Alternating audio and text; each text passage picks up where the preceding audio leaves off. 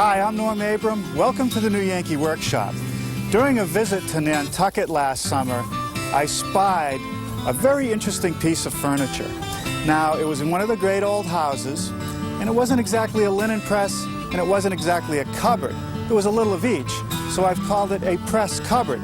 It was in the dining room. They were using it to store linens, serving dishes, and silverware. And best of all, it was made out of antique pine, and we know how to do that. I'll show you next right here in the new Yankee Workshop. The new Yankee Workshop features the craftsmanship of Norm Abram. Well, our supply of antique pine timbers is down to just a few boards. But I did have enough stock for today's project.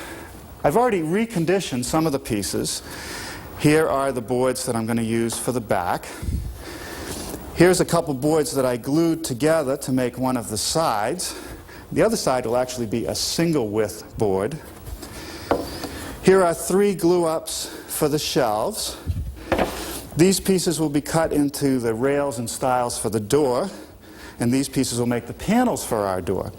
I also glued some thicker stock together so that I can turn the legs. Now, if you'd like to build our press cupboard, a measure drawing is available with a materials list, and you'll hear more about that before the program ends. There's one more board to recondition, this one right here, which will be the top of the cupboard. Look at this. It's over 21 inches wide, and it's well over an inch thick. Now, one of the problems we have with these old timbers is that they're often cupped, and they get a check or a crack in them. I suppose you could cut it in half, but one thing I tried to do here is to keep it in one piece. So I flattened it out, and then I filled the crack with a urethane glue, which is sort of like foam. It expands.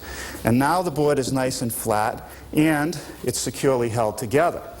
I still want to remove the paint and make it flat, and for that I'm going to use my wide belt sander.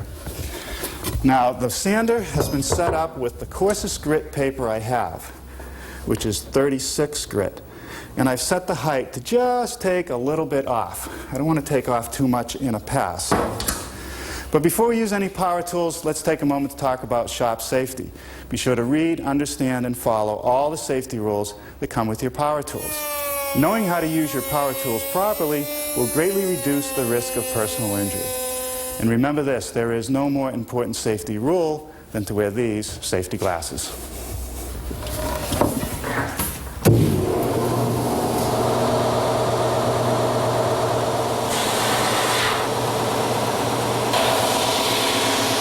Well, that's as far as I want to do with that 36 grit. If I go too far, my glue will start to show through, and I don't want to take away the nice color that I have, but I want to smooth it up, so now I'll go to 80 grit. All right, well, that takes care of that. Nice and smooth and uniform in thickness. Now I just have to size it.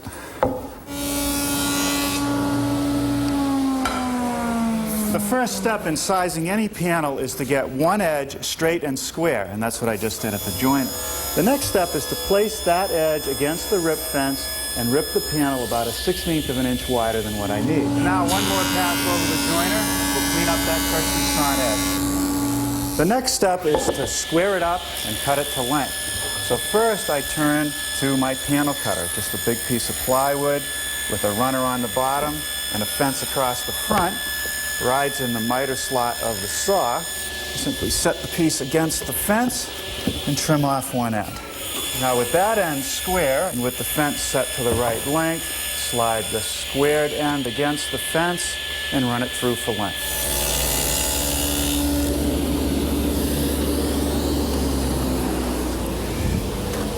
The dado that I've just made in the side panels will receive a dust frame, which is going to support that drawer.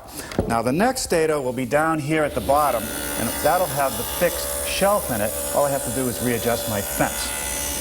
Okay, now I'm going to set up to make a rabbet along the back edge of each side panel. What I'm doing here is installing a sacrificial wood strip onto my metal rip fence. If I was to slide the fence up against the dado head, I'd damage the saw.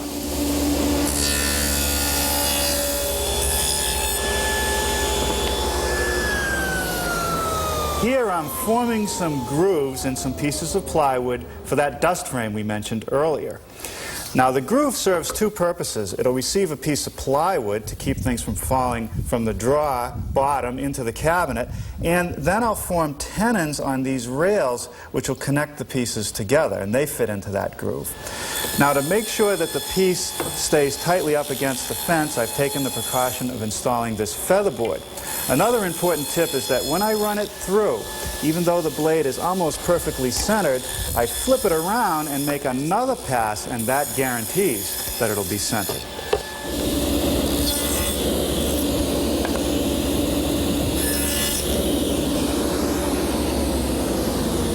Now I'm beginning to form the tenons on the cross pieces. I have a scrap piece of stock, and by eye I've just made a few passes through the dado head to see if I can get a nice fit. Now you notice I always make the grooves first, then the tenons. It's easier to fit the tenon to the groove than it is to fit the groove to the tenon. Now that's still a little snug, so I'm going to raise the blade up a bit and give it another try. Okay, that's good. That's a nice slip fit. Now I'll adjust the fence for the length of the tenon, and I can run all the pieces through. Now for the assembly of the dust frame, I put glue on the tenon and in the groove. And I just slip it together like that. Okay, now for the plywood. It just slips in, no glue here. And the other side. Now the glue will really do the job to hold all the pieces together. What I'm going to do once it's assembled is put it in a set of clamps to squeeze the joints tight and then pin them with a couple brads. Here I have the top for our cupboard with the bottom side facing up, and I've laid out the exact width of the cupboard, these two lines right here. The objective is to cut a dado along that line, which will stop right here so it won't show through the front. To make that dado, I'm going to use my router, which I've set up with a 3/4 inch straight cutting bit. Here I've simply switched to a longer straight edge clamp to create a rabbet along the back edge into which the backboards will fit. Here I'm forming a series of evenly spaced holes in the side panel for these clips which will support the adjustable shelves. I have a homemade jig, which is just a piece of 1/2 inch plywood that I've clamped to the side piece, and the holes in the jig match the diameter of this collar. In the router I've installed this 1/4 inch straight cutting bit, and that makes the hole for the pin. Here I'm making some grooves in some 5/8 inch boards, which are going to be the back of our cupboard. The setup that I'm using is similar to the one that I used to make the grooves in our dust frames. The setup to form the tongue along the edge of each backboard is similar to the setup that I used to form the tenons for that dust frame. However, now I've installed a featherboard to keep the stock tight to the table since I'm running along the length. Often in these old pieces you'll see where the woodworker has put a slight bevel where the boards meet, and that gives the effect of a V-groove. As I begin to assemble the carcass, the first piece to go in is the dust frame. And that just gets a little bit of glue in the groove, set the frame in place, check to see that it's square, and then toenail some brads through. And there's the bottom shelf in place. Now with glue in the other side piece, I'll just flip the whole assembly around, drop it into the dados, and secure it with a few more brads. With glue in the dados of our top, I can slide the partially assembled carcass into position, drop it down, flush it up on the back, and nail it in place. The first of the 5/8 inch thick boards that make up the back has to have the groove ripped off so that I have something to nail through. And I like to leave a little bit of space because these boards will move a bit with changes in humidity. Now I'm going to secure them with some brads into the top, the bottom shelf, and the dust frame. With the carcass on its back, I've just used my back saw to notch the bottom shelf, and that's necessary so that the face frame stile can run by. This glue roller does a nice job putting down a nice even coat of glue along the side. Now I just take my stile, set it in place, and secure it with some 1.5-inch brads.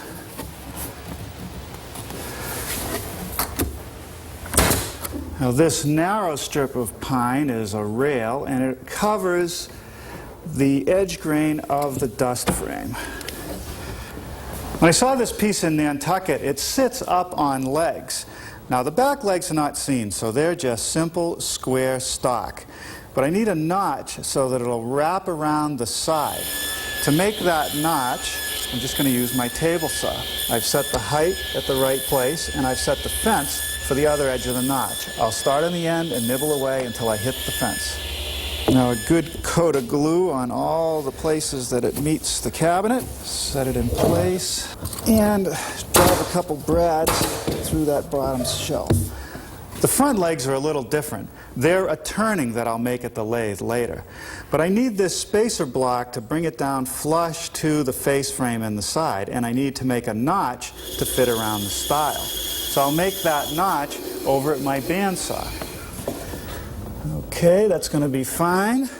Now some more glue, and I'll secure this with a couple more brads.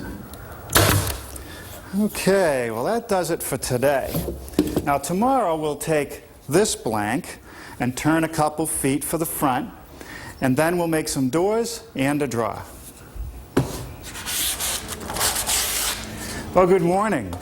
Last night, all the glue set up on those face frame parts that I installed. And this morning, I've taken the time to sand everything nice and flush along the side and then knock the corners off so it'll be ready for the finishing room. Now I'm ready to turn those feet. And I've been thinking about how I'm going to use this blank. Instead of turning the feet individually, I think I'll turn one on this end, one on this end, and then slice them off. Now what I want to do first to get started is to mark the center of the blank, and I just use this centering tool. It hooks over the edge of the piece, and that gives me the absolute center. Then I take a scratch-awl and just put a little punch right on that center point. Now I could go to the lathe at this point, but I want to save myself a little bit of time, so I'm going to take these dividers or this compass and lay out the maximum diameter of the piece.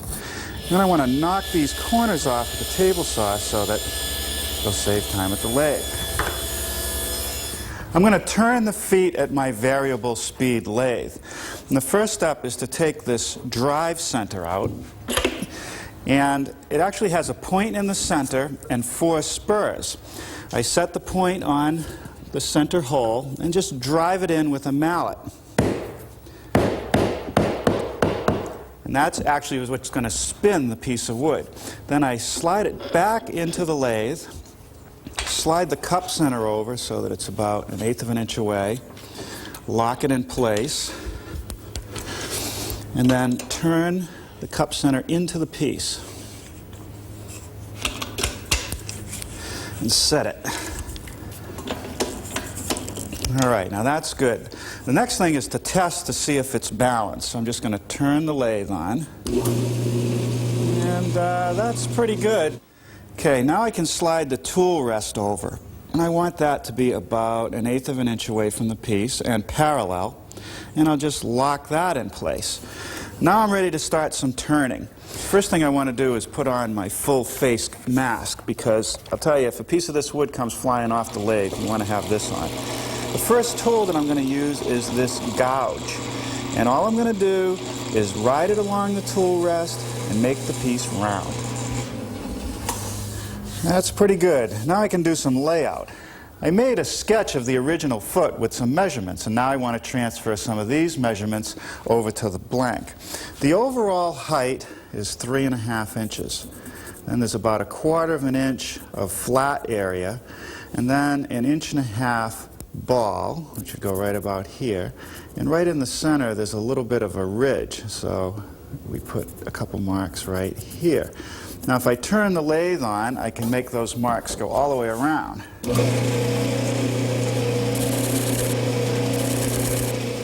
Okay. And what I'm going to do first is reduce this section down to a slightly smaller diameter.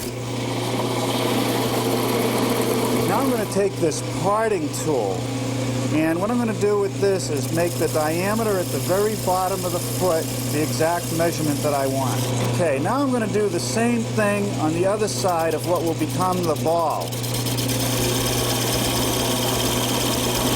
Okay, now I'm going to make a very shallow cut on each side of the center marks.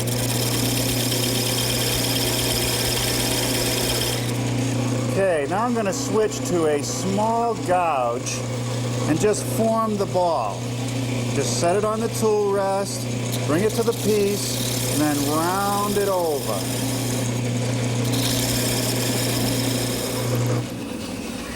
Now I want to make a few more marks at the top of the foot. I want to be 3/8 down, and then a 1/2 inch, and 3/8 again. I want to turn this section to the same diameter as this section, and then put a little bit of a cove right in the middle. That's pretty good. Now I'll repeat the process on the other end. Now I can just take the blank out of the lathe, and I think that the best tool to cut them off is the bandsaw. And I'm just using my miter gauge as a guide. I'm going to attach the feet to the cabinet with these dowel screws. So I want to drill a 5/16 inch diameter pilot hole lest I split the foot. Now that takes care of the corresponding hole in the carcass. I'm just using a pair of vice grips to hold the piece while I turn it into the foot. Get it in about halfway, and then I'll just screw the whole assembly into the carcass. Okay, that's good. Now this little overhang is deliberate because there's going to be a molding that wraps around the bottom of the carcass.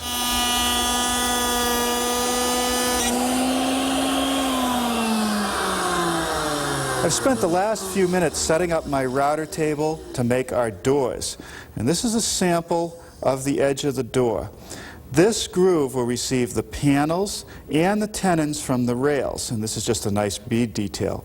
I made this in one pass using a bit from a door making set. Now that's one bit. The other bit is this one right here. And this one will allow me to cope the ends of the rails so that they'll fit into the stiles. Now I've just run a piece of scrap stock through along the length. I need this piece as a backer when I make the tenons on the rails. Now I'm going to install my shaper jig, and this is a useful tool when you form these tenons because you have to hold the piece. We're going across the end grain, which is tough. Now this is the backer piece that I just made. You lock that in place. Here's a scrap with the bead and groove already cut in it. And you can see that that just slides in right up against that backer piece. And what that'll do is help prevent tear out when the bit comes through the back edge. Lock it down. I've raised the bit up to compensate for the thickness of this plate, and we'll run a sample. Now what I'm going to do is change the backer. For the opposing tenon, all I need is a piece of square stock because there's no groove on that side of the rail. So it just sits tight up against that. Okay, that takes care of the rails. This is the piece of stock that I'm going to use to make the panel for the door. I want to show a flat panel on the outside. Now I could use a piece of 1/4 inch stock that would fit perfectly in those grooves, but that makes for a flimsy panel. So I'm using some 3/4 inch stock, and what I'm going to do is raise the panel to get it down to a thin edge. I'll show the raised portion on the inside of the door. You would frequently see this in old pieces. Now, to raise it, I'm using my panel raising bit. Now let's fit this door frame together. A little bit of glue on the tenons of the rail pieces. And I've already put some glue in the grooves of the stiles. We'll just drop this piece in first. And then I think I'll set my panel in next. There's no glue on the panel, it just floats in those grooves. And now we'll just clamp it.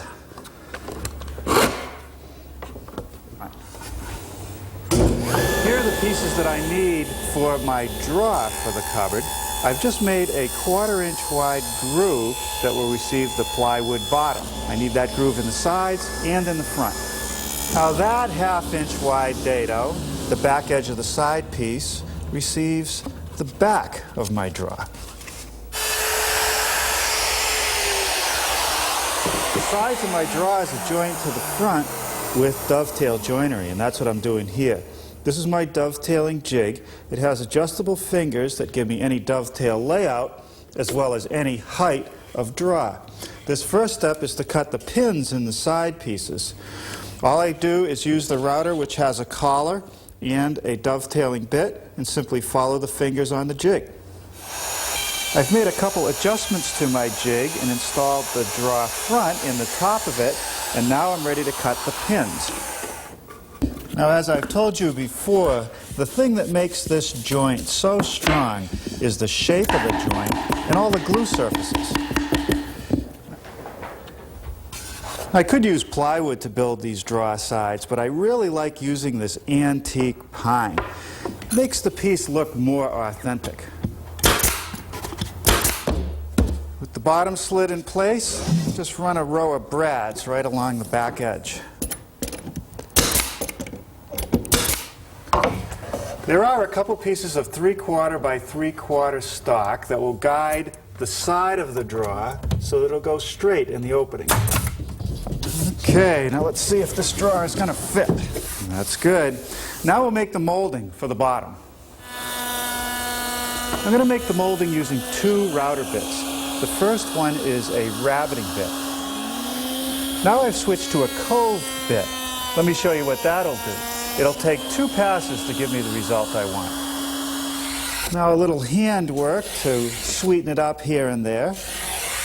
Okay, you can see how this molding dresses up the front edge and covers that overlap on the leg. Well, there it is in the rough. Now, before I put the hinges on or any knobs, I think we'll bring it into the finishing room. Well, the best finish that we've found for this antique pine is a stained polyurethane combination called honey pine. And the reason we like it is because it really brings out the beauty of the wood, and it makes the wood look very much like those antique waxed pieces that you see. But the difference between wax and this is that this is going to protect the wood a lot better. I'll put on 1 coat, let it dry for 8 hours, give it a light sanding, put on another coat, and that should do the job. Here's our press cupboard with a couple coats of that stained polyurethane. I've installed some pine knobs on the drawer and on the doors. I mortised in some brass cabinet hinges, installed a couple magnetic catches up here at the top where they really won't be seen, and dropped in the adjustable shelves. What I really like about this piece is that it's sized for today's living. And if there's any tip that I have, the only way you can get this nice old look is to use antique pine timbers. You just can't do it with new lumber. This is a very useful project.